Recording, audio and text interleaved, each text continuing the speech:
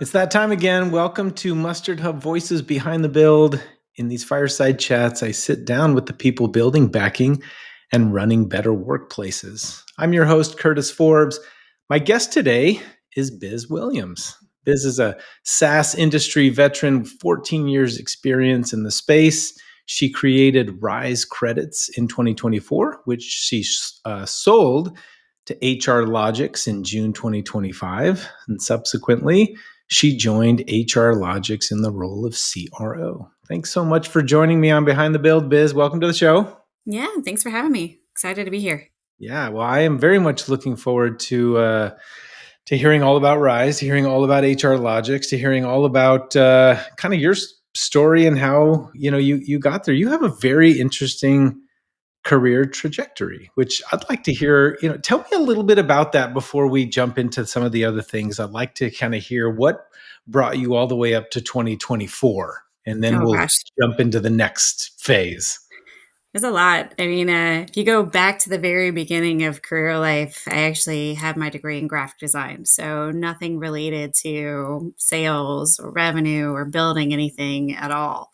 Wow. But just had that creative background and realized that I didn't want to sit there and not talk to anybody all day long. So I didn't pursue that after college, but got into the sign making industry, believe it or not, and developed a sleeping giant mentality where we had certain customers, we wanted to go and grow those customers, and that really created the love for going out and hunting for more business and looking into various clients or prospects that could be could sustain the business. So it was tapped by Snag a Job. And without having that B2B experience, I was put into an SMB role. But kind of being a young mom and hungry, having to succeed and do well, and having to make up the salary difference from being kind of top of my game at one company and then starting over at another one at a completely different industry. I had to work my way up, so made a name for myself, and took a long time to move into management. But I did. It took about 9 years with Snag a Job to finally move into management. And just because, and I say this, I think I had a mentor one time where I said, when is it okay to be okay with someone else being in charge of your wallet? And anyone else that's ever managed a team probably can understand that mentality of when is it okay to not be 100% in control anymore. And he said to me, if you don't have the team that you like, you go out and you build it. And so that became the mentality of, I don't have to settle for second best. If I don't have what I need to build the team and to know that this team is going to be successful behind me, then I go out and I find who is. So that kind of started that mentality and that mindset, and moved into supporting a new product at Snag a Job, new team, developing the buyer personas and what worked, and even though it was backed by another company, it gave the bandwidth to me to know what it would be like to build my own company. And then with HRLogics moving over there in 2023, and some things and changes happening and what have you, I said, I really want to do this myself. I'm seeing what the company is doing from a state credit perspective and the manualness of everything, and just saying there's got to be a better way to do this. And so my now business partner and good friends, he's the CEO of HR Logix, said, let me go build this, let me just go do this. And he had my back on it. Let me take the state credit team with me. And we went and built something fantastic that grew to $1.4 million in contractor revenue within the first 3 months. And then they wanted it back. So we merged in June of 2025. And now I was kind of doing the whole thing of rebuilding the entire company to create a massive 2026 trajectory. There's something about, so I love that you have a creative background. I mean, my background is in music. I mean, I spent 15 years on the jazz circuit playing music, and something about the coming from that artist background with an entrepreneurial spirit, you have that experience with a blank page, right? Or a blank screen, or in my case, right, that sheet music, which can be terrifying to most people, right? But it's just, it's an infinite amount of possibilities, and you're tasked with, you know, creating that uniqueness on that page, which is so cool, right? And I mean, not everybody can do that. Clearly, you've done it exceptionally well, but there's something about that mentality, and I love seeing that kind of stuff. So, um, so you were at HR Logix, you saw where it was going, you saw the opportunity to make something better, and then you took the team. Basically, you went and did that, and they Yep. wanted it all back.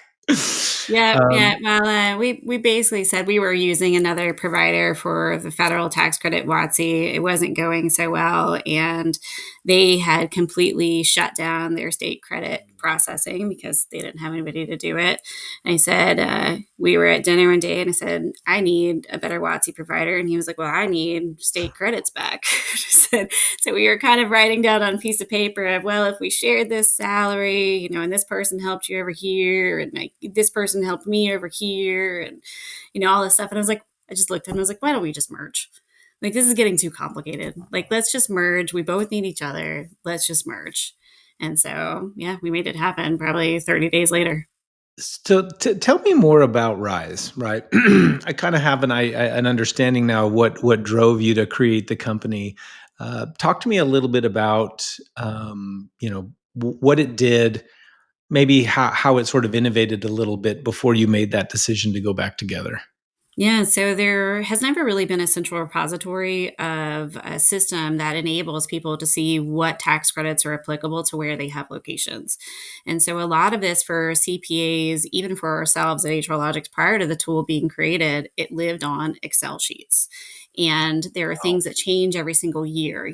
For federal empowerment zones, there are different census tracts, and it's not if you're in this area, this zip code, and you'd make these changes or do these things, then this credit applies to you. It could be down to the literal across the street in the same zip code, but you no longer Wow. qualify. And so having to do all of that research and keep on top of the ever changing changes that the government makes every single year to who qualifies, what qualifies, et cetera, is just impossible for the average person if they're not paying attention to tax credits as their primary position. They can't Yeah. keep up with it. So there are other systems. There's Walters Kluwer, there's CCH, there's Thomson Reuters, but for all of these systems, you're going to be paying thousands of dollars for them Yeah. to not even get all the information that you need. When we were doing the research, I had actually my oldest daughter, was doing a lot of the research to look up the credit, look up the information, then pull up the state website, pull up the form, look and see if there is a look back period, a carry forward period. They look for the qualifications, look for the math, because we have a calculator built into every credit to actually estimate the amount. So it was a lot of work. I mean, it took months to research. Now, again, a lot of these credits, we have to keep up with them because they change every Yeah. single year. Changes are happening at the end of the year too. So all of that work that was already done on loading those 3,000 credits in will have to be revamped and looked at again. So we have a team of researchers that go in and look at that information.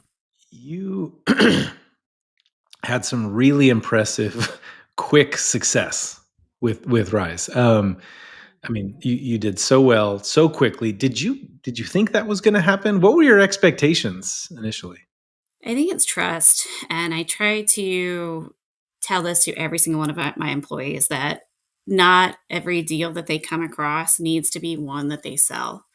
And I think that's why my former customers, when I reached out to them, and it wasn't even customers of HR Logix, it was customers that I had kept in touch with from my Snag a Job days. It was never a sell it and forget it. I always wanted to be the consultant and be the person that they could rely on to tell them the truth. And when I approached them of the opportunity just to do a tax credit analysis for them, I said, look, the best case scenario is we find nothing for you and you are already doing everything that you possibly could be doing for your business to save and lower your income tax liability for both federal and state. If we do find something, though, I can guarantee However, you're not already participating in it. So yeah, it's a win-win either way. Either you're doing everything possible and you're doing everything right, or we find something that you're not participating in and we lower your income tax liability even further. So there's no reason why we shouldn't take a look at that information. And so we did. We found some pretty great numbers for a couple of clients, and I said, I don't even really care about your WOTC. You're already doing WOTC. If you're happy with your provider, great, stay with them. And both of the larger customers that signed on first and second, one was 12,500 employees, the other one is 45,000 employees. And both of them said it was that moment that you were willing to walk away from the biggest tax credit just to save us $500 on, potentially on something else, that we said, here's that trust that we're going to put in you, because we know it's not about just the dollars with working with us. It's legitimately about you wanting to help us at that point. And I believe wholeheartedly in that. If you are truthful and you lead with empathy, then people will trust you and they will refer you. And it's a whole lot easier to do business later versus having shady practices and just doing whatever possible to get the deal in the door. yeah, that's amazing. Well, congratulations on all that. And I guess I have to ask then, as a founder myself, tips, tricks, secrets you want to share as a I formula to mean, follow the it's, meteoric success? yeah, keep your relationships up. Yeah. Everyone, regardless of who they are. And I've always been famous on LinkedIn for being a huge social seller and just a connector. Um, there have been people that have reached out to me in their lifetime and have just said, "Hey, I'm a manager at this restaurant. I got laid off. Do you have any pointers?" Say, "Well, I'm not a recruiter. I don't help in that way, but I'll post on my LinkedIn on your behalf." And now those same people that I helped 10 years ago are now VP of operations or VP of HR. They're people that I helped when it didn't matter if they were going to get me anything in return or any value in return, but they remembered that. Yeah. And so they were open to conversations when I needed the same help. So I would say just keep keep the help flowing, and karma is real. It'll come back to you Yeah. when ready. So, um, want to go back to your timeline, want to go back to Rise, just for the sake of everybody listening. Maybe you can tell them what WOTC is. So I know that not everybody's really familiar with that tax credit. Let's start there. And then I'm kind of curious, after you launched Rise, you crushed it. Um, how did HR Logix come back into the picture, or were they there really the whole time? So let's start off by telling everybody a little bit about what WOTC is, so we know, and then get into that. Yeah, so I'll speak holistically and then dive deeper into WOTC specifically, because there are over 3,000 state tax credits and incentives that businesses can take advantage of across the United States. Some drill down right down to the locality, some or federal, like WOTC, FICA, and federal empowerment zones.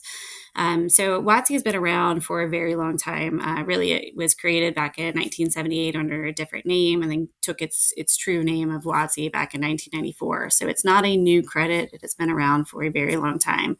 There are different categories that a new hire can self-identify as being. So the initial one was for veterans, encouraging employers to hire veterans coming out of the war and just giving them a place to be.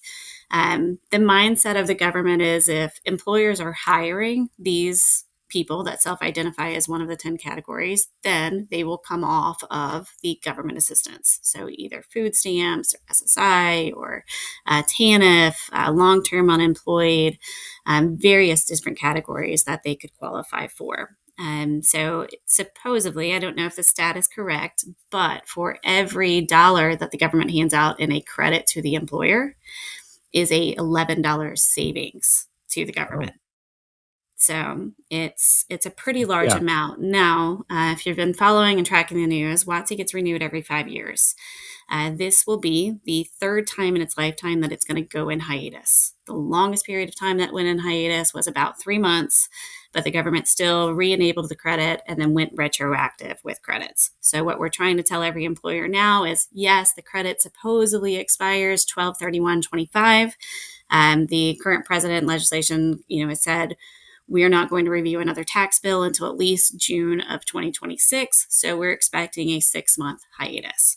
However, just for history's purposes, we know that they've always gone retroactive. So continue screening, because if you don't continue screening during the hiring process, you will miss out on that capability of getting that credit. You cannot go back with WOTC and rescreen, because again, it is a credit to incentivize employers to hire someone that they may or may not have hired. I say it's the only time in hiring that you can actually be discriminatory and choose one person over another, because they self-identify as one of these applicable categories. Yeah, interesting. Okay. Um, kind of a left turn from here, but if you had to confidence score, the likelihood that it will be renewed in about, well, I guess what would be 8 months from now in June, is that looking likely? Yes, it Okay. is. We are very shocked. I think there is one thing that you can't predict right now, and it's the current administration. It's there's a lot of things that are out of left field. So when we're lobbying for different Yeah. credits, every legislator, senator, delegate was saying this is going to be expanded. It's not only going to Yeah. be renewed, but it's going to be expanded to include an additional category. Spouses of veterans would now Oh, be okay. included Wow. in it. And so it was very surprising that it Yeah. wasn't in the big, beautiful bill. I mean, Okay. shocking to Yeah. senators and delegates across the nation, from, Republicans and Democrats were expecting this to be in there. So it does have bipartisan support. So we do feel strongly that it will actually be renewed, but the timeline looks like it'll be longer than in years Okay. past. Um, so tell me about HR Logix. Let's kind of jump on that. What does HR Logix do? Yeah, HRLogics is a compliance hive. So it focuses on everything from unemployment claims management, employment and wage verifications, I-9, and of course, tax credits. The holistic goal of the company is to reduce the potential for fines received from audits. So if you're looking at an I-9, there's 80% of errors that could occur, Wow. equate to nearly $3,000 in fines if it's an entire form that's being audited, Yeah. and fines found or errors found. So HR Logix reduces that capability, again, from 60 to 80% of most common errors that are found on an I-9. I think a lot of businesses are coming to us either from a reseller capacity or a direct capacity, with not having confidence in their existing platform to know that they are audit ready. Like, Okay. they won't be fined if someone comes to the door and says, "Hey, we're auditing you in 72 hours. Get all of your forms together." It's sending a lot of mass panic across the nation right now, and it's a lot of audits stem from ICE raids. So as ICE raids increase, and they pick up somebody that they say, "Hey, who's your employer?" They say, "Oh, it's Joe Smith down the road." Now all of a sudden, Joe Smith is going to get an audit, again, with 3 days notice, to see if he's got anybody else there that Wow. they Okay. potentially find. Applicant tracking systems, onboarding systems, payroll systems. They have other roadmaps within their repertoire. And every time the government makes a change to the I-9 and says you have 90 days to make this change, it throws off their entire product roadmap.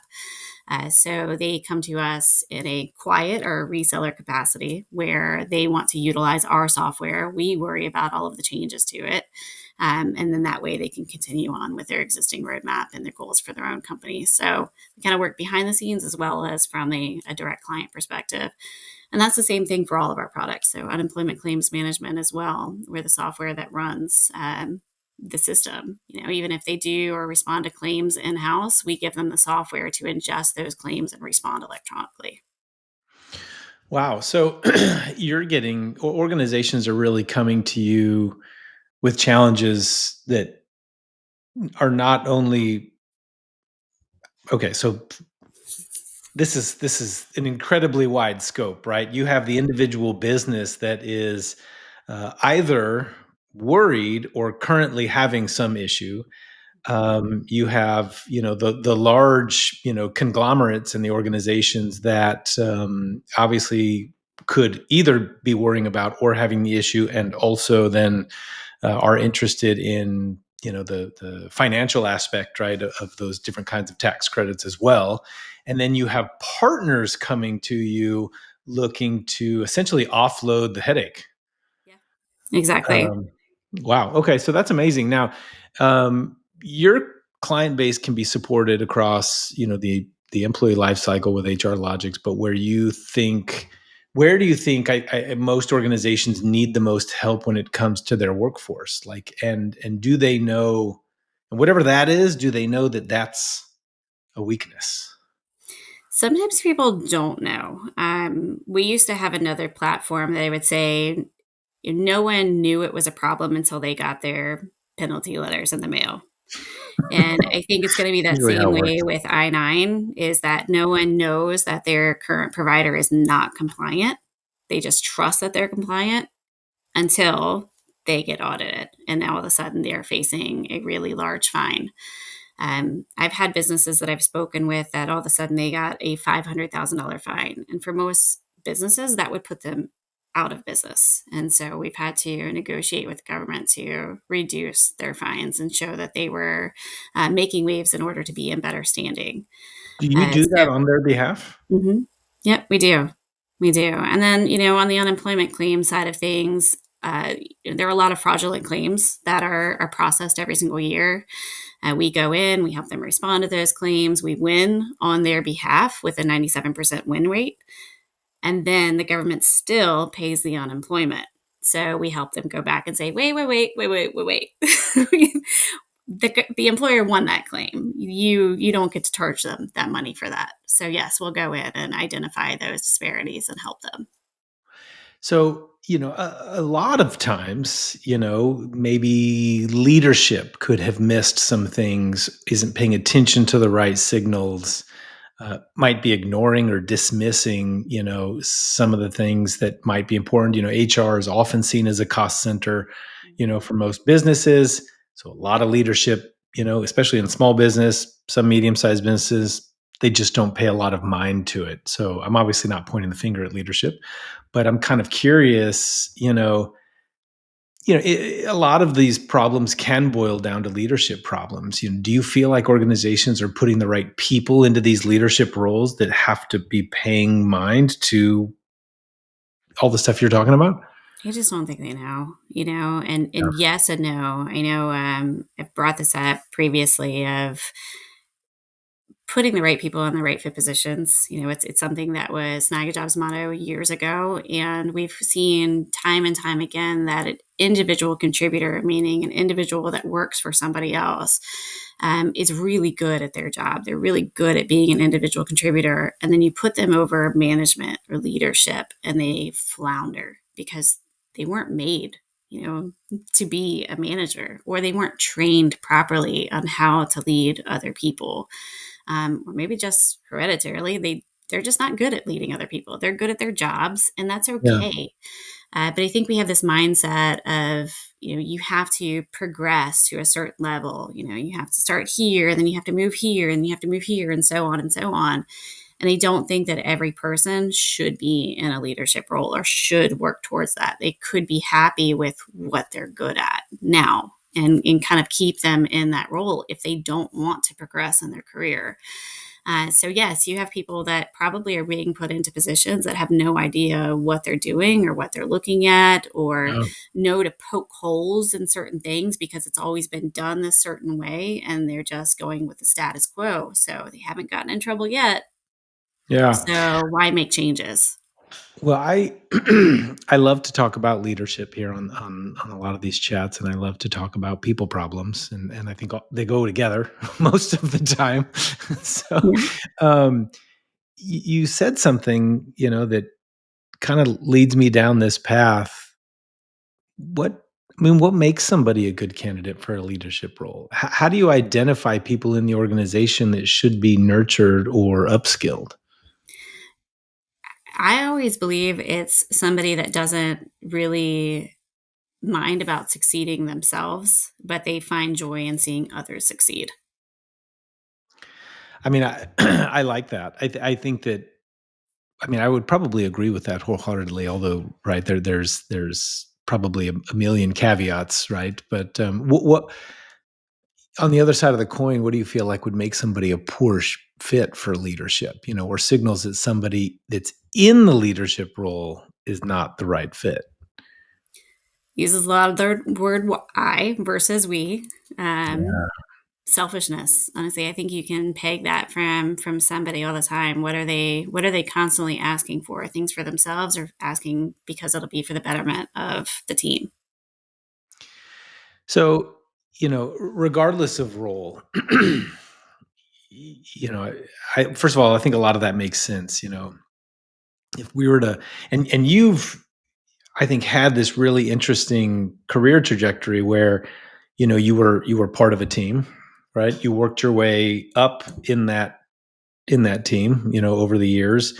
You have been part of multiple teams. You started your own organization, right? As a founder, and now you're, C-suite in this new organization. How do you feel like HR leaders should identify those candidates who are, so we've talked about who may make a good leader or in a leadership role, but just candidates that are a right fit in general, regardless of role? Are there tools they can use, frameworks to follow, Yeah. something that maybe is a bit more outside of the box or less semantic? Yeah, Snag Job always used a 9 box review system, and it was putting people into different categories. So you can look up 9 box on Google for anybody listening, and see which one works for your organization. But we use that as an annual performance review, where it was putting in the like kind of meets expectations, below expectations, or exceeds expectations. And even if they exceeded expectations, we were putting in them into a separate box of ready for the next level, or, constantly going above and beyond, doing more than what they are supposed to in their job title, but also mentoring others around them would signify, yes, this is somebody that we need to progress and put into a future role. Do you? I'm curious. So, getting sort of more into, I think, how we see the future of technology. Any thoughts on the direction of HR tech when it comes to recruiting and filtering candidates, but specifically when it comes to AI? It's being applied in so many ways, many of which have come under a lot of scrutiny. Hmm. It's helping find stronger candidates and better fits. Is it overlooking untapped talent? In your experience, what are your thoughts on that? Here's what I worry about with AI. And AI right now, you're training it on who you want to look for. And so you're saying, I need 2 years experience, look for these keywords on the resume, scrape the people that meet that criteria. What I found is that some of the best fit people didn't make sense on paper. And so that's what I worry about. If you're just utilizing a system that automatically screens in people or screens them out without actually looking at the person and really having the conversation of what they want to do, what is their dream? Past all of the standard interview questions, ask some things that are out of the box. What do they really want to do? Not tied to what the job description is here. Where do you really fully see yourself? Like, what is your dream? And I tell that to people when interviewing them, because I say, this is something that we've posted out. This job, this role is something that we've posted out. However, what you tell me right now could make me think of a potential other hole that we already have in the organization that I might need to fill in the near future. And I would rather put you in that role than put you over here. In past lives, I have fought tooth and nail for people that did not make sense on paper. And Hmm. they were always the best candidate. Every single one of them, I said, just trust me on this. Trust me. And they Well, did. Fortunately, they did. And they turned out to be the top performers of the organization. Biz, you just might be sort of that oracle, who knows. I've found that to be the case often, you know, and I think that that's actually good advice for a lot of folks. There's so many new tools out there that use AI to essentially handle the entire process from soup to nuts for you and make it entirely hands off. And I think that there is a lot of missed opportunity there for a lot of those folks. We'll make sure that they all contact you just in case you might be able to tell Yeah, them. I mean, it's not the answer that anybody wants to hear, right? We all want to get people through the process with less headaches because they have a lot on their plates every single day. But making the wrong decision costs the company far more money and time than just spending a few extra minutes with actually getting to know people that Oh are man, getting through the process. 1,000%, 1,000%. Tell me the way that things are going to look different in the next 5 or 10 years. As things continue to evolve, predictions for the future of work, what things are going to look like for the workforce, in the relatively near future. If I had a magic wand to be able to predict the craziness that I feel like is going to happen in the next few years, I think that things are moving at such a trajectory that I can't even gather what's going to happen in the next 6 months. Because when you go to HR tech, you're like, that sounds like a really good idea. I don't think anybody's thought of that. Then you go there and there's 10 vendors that are already thinking of that. We have just so much talent across the globe of just constantly thinking of the next best thing or what will make their life easier in their own role, and then bringing that to a company, and then someone saying, hey, we could actually create a company out of this. There's just so much talent and just so many places and tools that everyone has at their disposal now, especially with AI, to make things that are great and game changers quickly. You can roll out an app in a couple of months, if not Yeah. less. There's so many tools that you can use. So it's hard for me to say what's going to happen, but I hope that there's somewhat of a return to the actual people versus pushing into tools to hire people. Oh man. Well, from your mouth to God's ears. Let's. I like that very human centered prediction, and I hope that that's the case. It does make me wonder. I have a question, like with the way that AI is taking over HR at lightning speed. Yesterday, what was Amazon let go of 14,000 people, right? It's citing AI, right? There's no need for the position anymore. They can automate everything. And it makes me curious, really specifically about your work, right? Your work is centered around hiring people. Mhm. So what does that mean for HR Logix, right? When we're seeing, this new technology come into the fray that is either slowing hiring, stopping hiring, or creating this waterfall of where companies are just shedding employees like crazy. How does that affect your work, and how do you see your work evolving over those next 5 or 10 years with that technology change? Yeah, I mean it is changing, and at the end of the day, to me, have you ever been on something where technology wasn't working properly? Technology makes mistakes. And I think Yeah. there's always going to have to be someone there for checks and balances to ensure that the data being inputted is actually correct. Because at the end of the day, even our systems through API ingestion and payroll data that we're receiving, if the data is inaccurate that we're receiving, we can't do anything about it. And without an actual human being there to analyze the data and ensure that it's correct for accuracy, then we're submitting things to the state that's inaccurate, and that can get us in trouble as a company.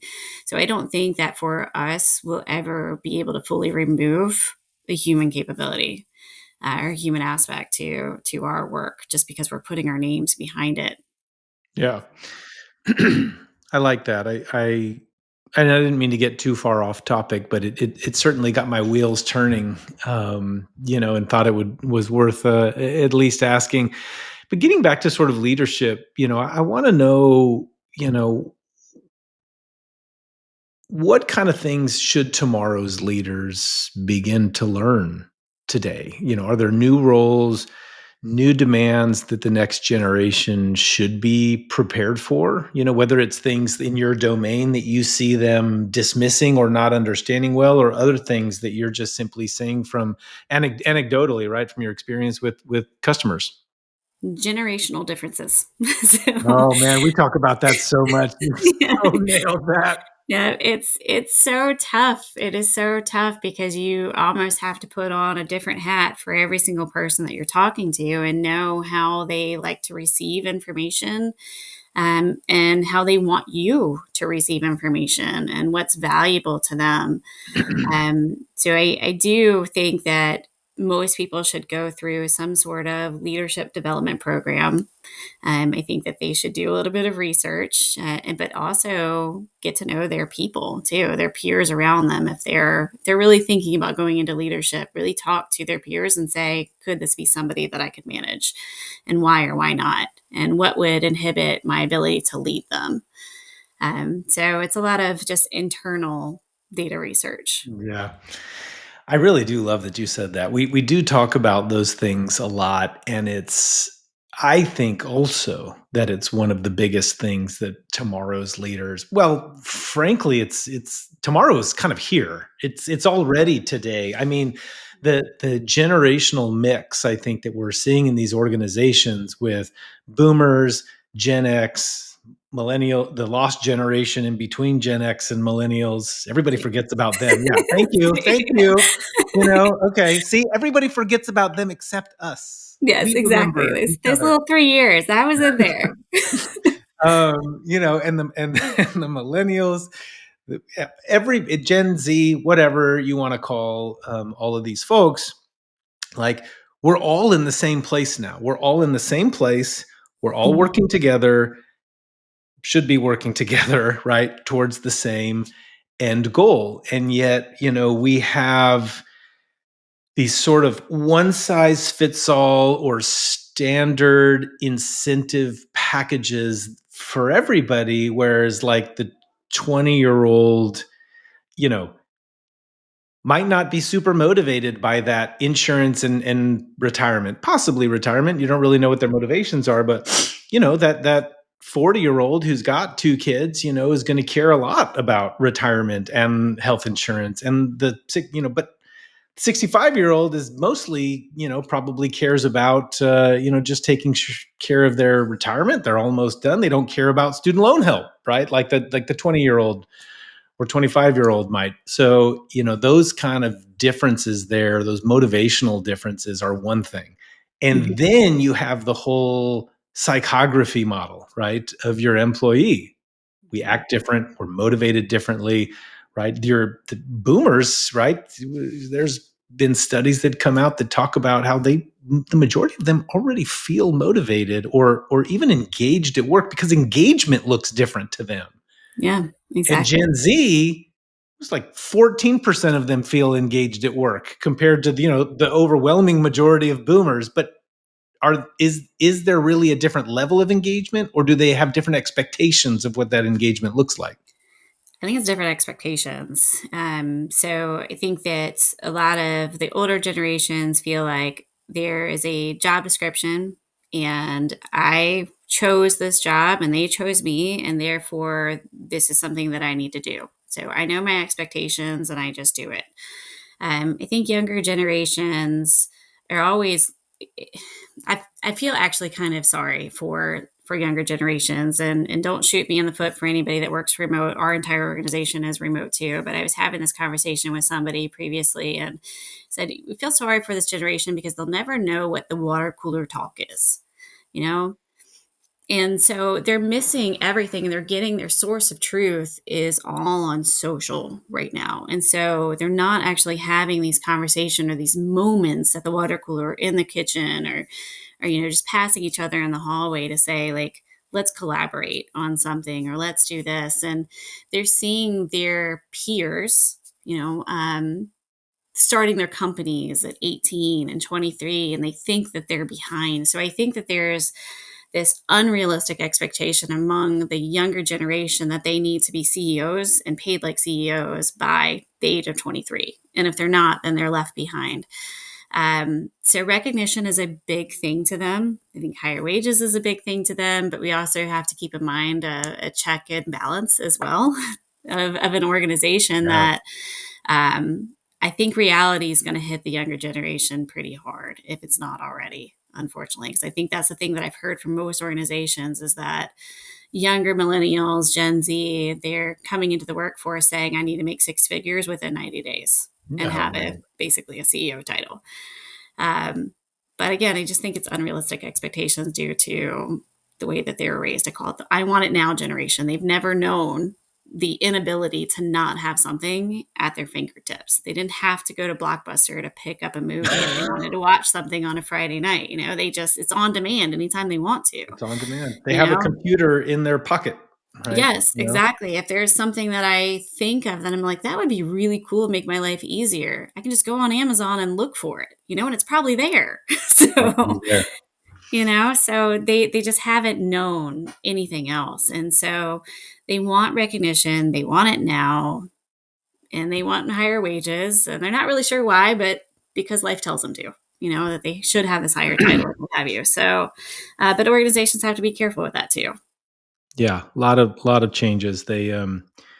They also never had to play on a playground with metal slides in the middle of the summer Right. with no rails on the sides. All right, we don't have to get into all the Yes. changes, Yeah, but the that's only thing that would make a metal slide okay is if there was a water hose somewhat nearby. oh man. Okay, we'll have to take a trip down memory lane after this. But I'm curious. So in talking about how AI might change a lot of the shift in that workplace, right?